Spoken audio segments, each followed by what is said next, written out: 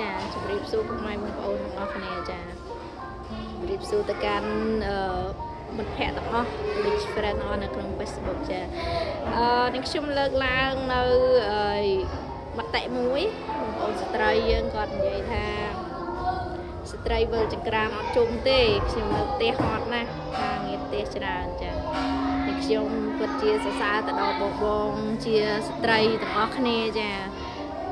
ខ្ញុំក៏ជាស្ត្រីមួយរូបដែរចាខ្ញុំពិតជាទទួលស្គាល់និងកោតសរសើរចំពោះស្ត្រីយើងចាគាត់ធ្វើការងារផ្ទះច្រើនគាត់នៅផ្ទះការងារផ្ទះក៏ពិតជាច្រើនណាមានដាំបាយធ្វើម្ហូបបោកខោអាវមើលកូនមើលអីចុចពី3ខាងហ្នឹងទៅគាត់ក៏បញ្ជាក់ទៀតថាតែគ្រូអើយខ្ញុំនៅតែអវល់ណាដូចពាក្យចាស់គេថាស្ត្រីវិលចង្ក្រានអត់ជុំចាសម្រាប់ខ្ញុំ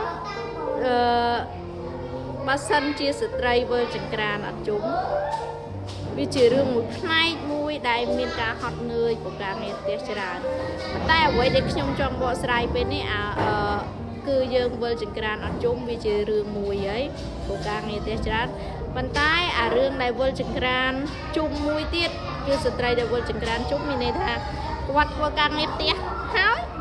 គាត់ព្យាយាមធ្វើការងារក្រៅផ្ទះមួយទៀតដើម្បីរកប្រាក់ចំណូលមិនណាជាការងារលក់ដូរឬមួយក៏ធ្វើការអីផ្សេងទេដូចជាធ្វើការក្នុងរដ្ឋជួររដ្ឋឬមួយអីផ្សេងឯងដល់អញ្ចឹងទៅវាធ្វើឲ្យបន្ទុកការងារហ្នឹងការយើងត្រូវរ៉ាប់រងចង្ក្រានវិលចង្ក្រានអត់ជុំនឹងម្តងផង